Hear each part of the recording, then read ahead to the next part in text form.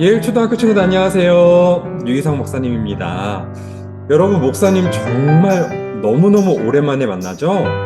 목사님도 비록 여러분들 얼굴은 볼 수 없지만 주예배로 오랜만에 만날 수 있게 돼서 너무너무 좋습니다.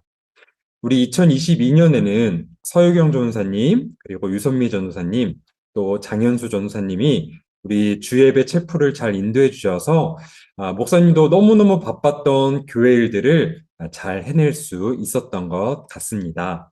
올해 2023년에는 목사님을 조금 더 자주 그리고 오랫동안 볼 수 있게 될 것 같아요. 여러분들 2023년에도 주예배 집중해서 하나님께 잘 예배드렸으면 좋겠습니다. 자, 그럼 2월 6일 예일초등학교 주예배를 하나님께 드리도록 하겠습니다. 오늘 우리가 함께 읽을 말씀은요, 시편 78편 70절부터 72절까지 말씀이고요. 쉬운 성경이라는 성경책 버전입니다. 목사님이 읽을게요. 여러분들 눈으로 잘 따라와 주세요. 하나님은 다윗을 양우리에서 불러내시고 그의 종으로 택하셨습니다. 하나님은 다윗을 양을 지키는 중에서 불러내어 자기의 백성인 야곱의 목자로, 자기의 기업인 이스라엘의 목자로 삼으셨습니다. 그러자 다윗은 순전한 마음으로 그들을 잘 길렀고 능숙한 솜씨로 그들을 잘 인도하였습니다. 아멘. 자, 여러분, 오늘 설교의 제목은 성실한 하나님의 자녀입니다. 성실한 하나님의 자녀. 여러분, 목사님이 세 가지 일어났던 그 사고를 좀 이야기해 주려고 합니다. 세 개의 종류의 사고를 이야기하려고 하는데요. 그 세 개의 사건, 사고에는 어떤 공통점이 있고 또 어떤 차이점이 있는지 한번 생각하면서 잘 들어보세요. 자, 먼저 첫 번째 사고입니다. 우리나라에서 2014년에 벌어진 사고인데요. 우리나라에 너무나도 큰 사고가 하나 있었습니다. 혹시 여러분들 기억하나요? 바로 세월호라는 배가 침몰한 사고였습니다. 여러분, 정말 수많은 온 국민들이 이 세월호의 침몰 소식에 슬퍼했어요. 사고가 난 이후에 여러 가지 조사를 해보니까 수많은 문제들이 발견됐는데 그 수많은 문제들 중에서 목사님을 가장 열받게 했던 문제가 하나 있었습니다. 바로 뭐냐면 이 배를 끝까지 포기하지 않고 책임져야 하는 선장이 승객들을 침몰하는 배에 그대로 두고 먼저 자기만 살겠다고 탈출했던 일이에요. 여러분, 이 일 때문에 수많은 사람들이 목숨을 잃었습니다. 그리고 이 일 때문에 세월호 선장과 선원들은 수많은 사람들에게 많은 비난을 받았습니다. 여러분, 참 안타까운 사고였어요. 그리고 목사님이 이야기할 두 번째 이야기는 뭐냐면요. 2003년에 있었던 일입니다. 여러분, 2003년에 대구라는 도시에서는 지하철에서 불이 났어요. 나쁜 마음을 먹은 한 사람이 불을 붙였는데 제대로 대피 방송을 해야 할 의무가 있던 기관사와 그리고 관제사들이 사람들을 대피하라는 대피 방송 이런 것들을 하지 않고 오히려 우왕좌왕, 심지어 비상문이 열리지도 못하게 차의 키를 뽑아서 자기만 쏙 대피해 버렸던 일이 있었습니다. 여러분, 역시 이 일 때문에도요, 수많은 사람들이 목숨을 잃었어요. 비상문이라도 열 수 있었으면 많은 사람들이 목숨을 잃지 않았을 겁니다. 자, 목사님이 여러분 정말 마음 아픈 두 개의 사건을 이야기했어요. 그렇죠? 여러분, 앞에 나왔던 세월호, 그리고 뒤에 나왔던 대구 지하철 참사, 어떤 공통점이 있을까요? 네, 바로 승객들을 대피시켜야 할 의무가 있는 사람들이 그 자기가 맡은 일, 맡은 역할을 끝까지 행하지 않았다라는 겁니다. 사람들을 대피시켜야 할 의무가 있던 선장 그리고 기관사 모두 그 일을 행하지 못했던 거예요. 자, 목사님이 세 가지 일을 이야기해 준다고 했죠? 자, 이번에 세 번째 사건입니다. 잘 들어보세요. 세 번째 사건은 우리나라가 아니라 미국에서 있었던 일입니다. 2009년 뉴욕이라는 도시를 이륙해서 샬럿이라고 하는 도시에 가는 비행기가 있었어요. 여러분, 그 비행기가 이륙하자마자 철새들이 비행기 엔진에 빨려 들어간 거예요. 비행기가 뜨자마자 엔진이 멈추었고 비행기는 더 이상 운전할 수 없이 그리고 동력을 잃고 추락하게 되었습니다.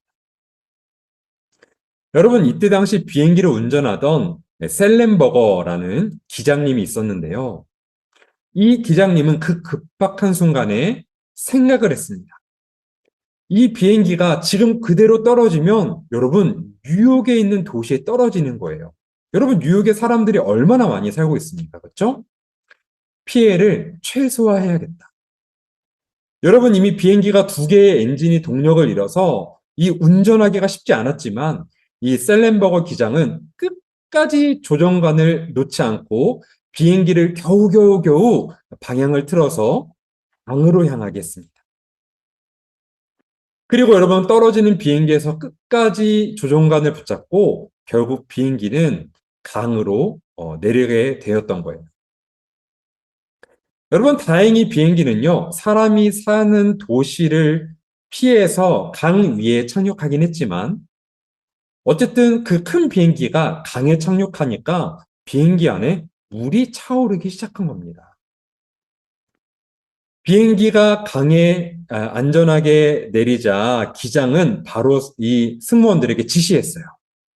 빠르게 그리고 승객들에게 안전하게 대피할 수 있도록 지시했습니다. 먼저 승객들을요, 비행기가 한쪽에 쏠려서 가라앉지 않도록 골고루 반으로 나누었고요. 그 다음에 비행기의 그 날개, 아직 부력 때문에 가라앉지 않고 비행기가 그 강 위에 떠 있었는데 한쪽으로 쏠리지 않게 승객들을 절반은 왼쪽으로 그리고 절반은 오른쪽으로 비행기의 날개 위에 골고루 올라갈 수 있도록 했습니다. 여러분, 그때 당시 사진이 실제로 아직도 남아 있습니다. 짠! 여러분 보이시나요? 비행기의 두 개의 날개에 승객들이 반반씩 나누어 있죠. 여러분, 이 기장과 승무원들은요, 어느 누구 하나 흥분하거나 무서워하지 않고 자기에게 맡겨진 기장, 자기에게 맡겨진 승무원이라는 그 신분을 가지고 안전하게 그리고 늘 연습했던 대로 그리고 배워왔던 대로 승객들을 안전히 대피시켰습니다. 여러분, 그리고 이 비행기에 타고 있던 승객들도 참 대단한데요. 승객들도 우왕좌왕 내가 먼저 살겠다고 그렇게 나선 게 아니라 어린아이부터 그다음 여성 그리고 남성들이 차례대로 질서 있게 탈출을 했다고 합니다. 여러분, 이렇게 어렵고 위급한 상황 속에서도 이 비행기 안에서 비행기 날개로 안전하게 탈출할 수 있었는데 그 시간이 얼마나 걸렸냐? 단 2분밖에 걸리지 않았대. 기장도 승무원도 책임감을 다해서 자기에게 맡겨진 일들을 감당한 것이죠. 그리고 이 비행기에 타고 있던 승객들도 어느 누구 하나 나 먼저 살겠다고 뛰쳐나간 게 아니라 그 기장과 승무원의 지시에 맞게 그리고 질서 있게 탈출할 수 있었습니다. 목사님, 날개 위에 있던 승객들 어떻게 됐습니까? 여러분, 이 비행기가 착륙하자마자 수많은 배들이 그리고 구조대들이 다 와서 승객들을 구조했어요. 완벽하게 모두 다 빠짐없이 승객들을 구조하는데 걸린 시간은요, 23분밖에 걸리지 않았다. 여러분, 수백 명의 사람이 타고 있었는데요, 단 한 사람도 다치거나 죽은 사람이 없었어요. 심지어 이 셀렌버거라는 기장님은요, 승객들을 다 탈출시키고 나서도 다시 한번 비행기 안에 들어가서 자기는 지금 가라앉고 있지만 다시 한번 더 놓친 손님이 없는지 혹시 어디에 끼어 있는 사람이 없는지 2번이나 왔다 갔다 체크를 했다고 합니다. 자, 여러분, 목사님이 첫 번째, 두 번째, 세 번째의 이야기를 해줬습니다. 이 세 가지 사고에 공통점이 있는데 뭐냐면 배, 그리고 지하철, 그리고 비행기. 바로 많은 사람이 이용하는 교통수단이라는 겁니다. 그리고 또 하나의 공통점이 있는데 뭐냐면 그 교통수단이 매우 위험한 사고가 났다라는 것이죠. 여러분, 목사님이 말했던 첫 번째, 두 번째 사건을 보면서 사람들은요, 선장은 배를 책임지는 사람인데 어떻게 그렇게 무책임하게 떠날 수 있을까? 아니, 기관사는 지하철을 끝까지 책임져야지 왜 자기만 살겠다고 키를 뽑아서 도망갔을까 비난했습니다. 여러분, 앞에 나왔던 이 선장과 선원들, 그리고 기관사들에게 필요한 행동은 무엇이라고 생각할까요? 맞아요. 선장이면 선장의 역할을 충실하고 성실하게 했었어야 합니다. 선장의 역할은요, 배가 침몰하더라도 끝까지 승객들을 안전하게 구명조끼를 입혀서 대피시키는 게 선장의 임무예요. 그것이 선장으로서 책임을 다하는 행동인 것이죠. 여러분, 그들이 자신의 의무를 끝까지 최선을 다했다면 아마 한 사람이라도 더 구할 수 있지 않았을까요? 반면에 세 번째 이야기에 나왔던 이 허드슨 강에 떨어졌던 이 비행기의 기장은요, 자기에게 주어진 임무인 기장으로서의 임무를 마지막까지 포기하지 않고 최선을 다해 행동했던 것이죠. 여러분, 그래서 이 실화를 바탕으로 영화도 개봉했다고 합니다. 그리고 아직도 이 기장님은요, 여기 앞에 사진 보면 이렇게 가슴에 이렇게 손을 얹고 있는 분이 기장인데, 미국 이 하원 의원에 초대돼가지고 수많은 사람들의 박수를 받았다고 합니다. 여러분, 이 기장님의 박수를 받았던 이유, 여러분들 잘 이해할 수 있겠죠?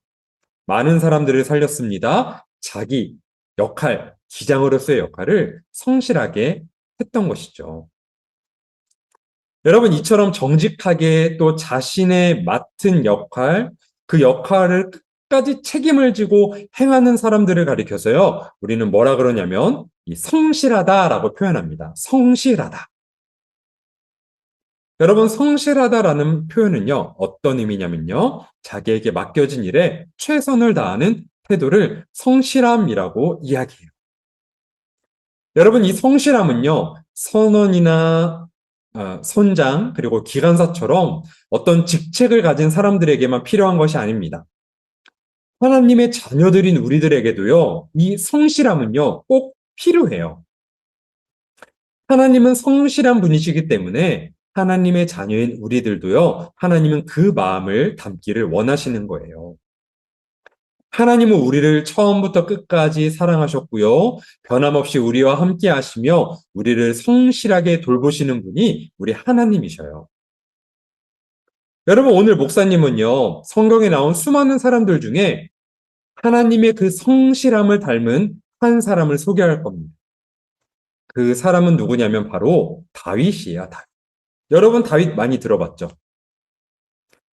다윗은 여러 형제들 중에 막내로 태어났습니다.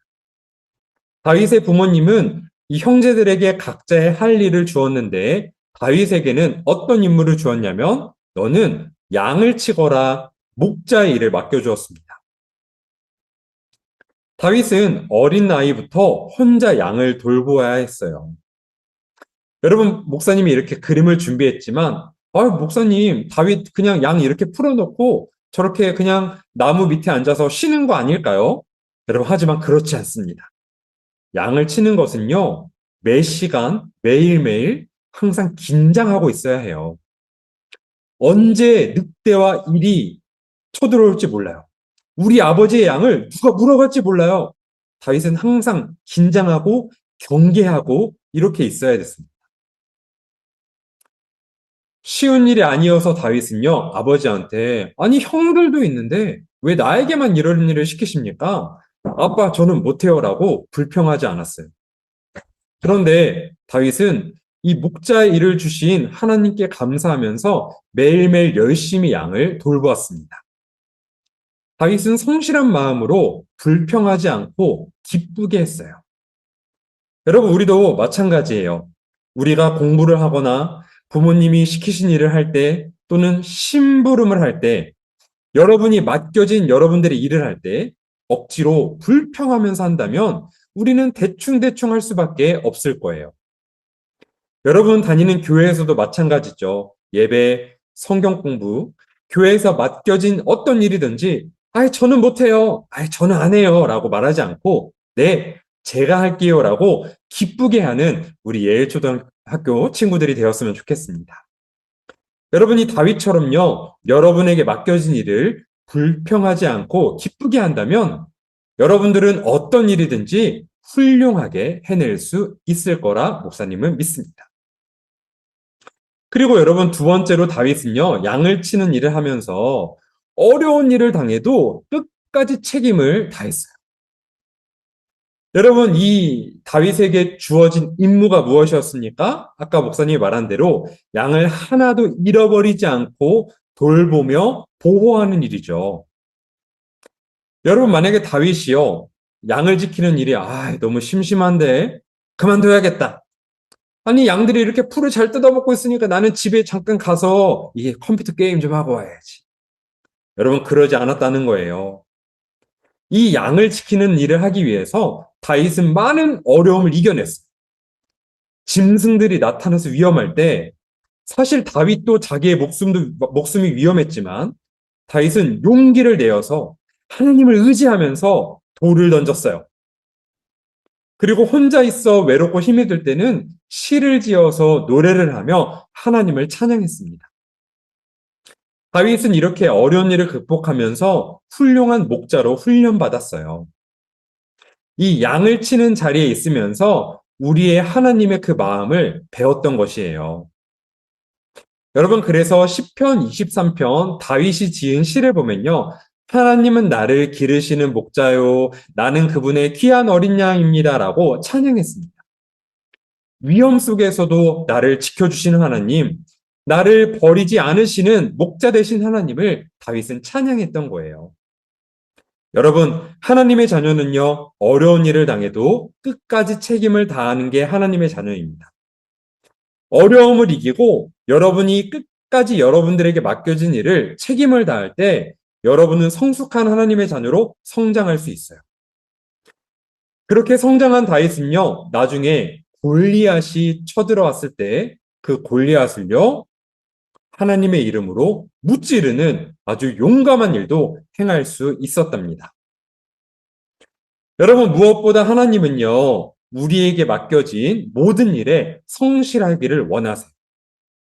우리 예일초등학교 친구들도 성실하게 예배하고 또 성실하게 공부하고 이웃을 사랑하고 선생님 말씀에 순종하고 부모님 말씀에 순종하고 그리고 끝까지 하나님을 의지하기를 하나님은 바라시는 거예요. 여러분, 그런 친구들은요, 어디를 가든지 무슨 일을 하든지 항상 성실할 수 있습니다. 그렇게 성실하게 살아가다 보면요, 다윗이 한 나라의 왕이 된 것처럼 여러분들도요, 하나님께서 크게 쓰실 줄로 목사님은 믿어요. 어렸을 때부터 성실한 마음으로 양을 돌본 것 같이 하나님의 백성을 성실하게 끝까지 책임진 훌륭한 왕이 다윗이 되었다는 사실을 여러분들 꼭 기억하면서 여러분들에게 주어진 여러분들의 하루의 삶 가운데 학교에서나 학원에서나 또 여러분들 집에 가서 집에서도 여러분들의 자리를 지키고 성실하게 여러분들의 맡겨진 일들을 책임을 다하는 우리 예일초등학교 친구들이 됐으면 좋겠습니다. 어떤 때는 불평도 하고 어떤 때는 쉽게 포기하려는 마음이 들지도 몰라요. 여러분, 그럴 때 이 다윗 왕의 이야기를 여러분들 꼭 기억하세요.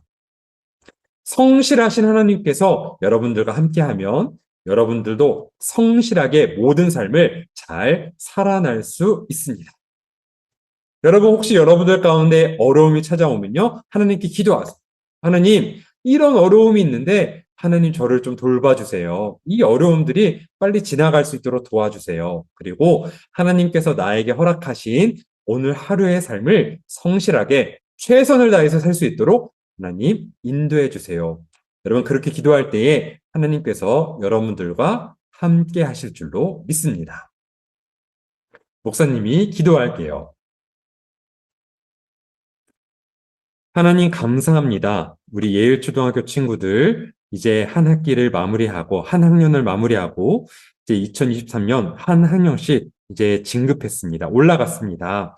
하나님 2023년에도 주예배를 통해서 하나님을 예배할 때에 성실한 하나님의 자녀들로 또 성실하게 예배할 수 있도록 하나님께서 인도하여 주시고 또 학교에서나 집에서나 또 학원에서나 어떤 곳에서든 성실하게 맡겨진 일들을 최선을 다해 수행해내는 우리 예일초등학교 친구들이 될 수 있도록 하나님 도와주시고 하나님 인도해 주세요. 하나님 2023년 한 해도 하나님께서 보호해 주실 줄 믿습니다. 성실하신 하나님께서 우리를 언제나 지켜주시고 그 성실하신 하나님 앞에 성실함으로 나아가는 우리 예일초등학교 친구들 될 수 있도록 하나님 인도하여 주시옵소서. 오늘 주예배를 받아주신 하나님 감사드리며 예수님의 이름으로 기도했습니다. 아멘. 시간 주기도문으로 오늘 예배를 마치도록 하겠습니다.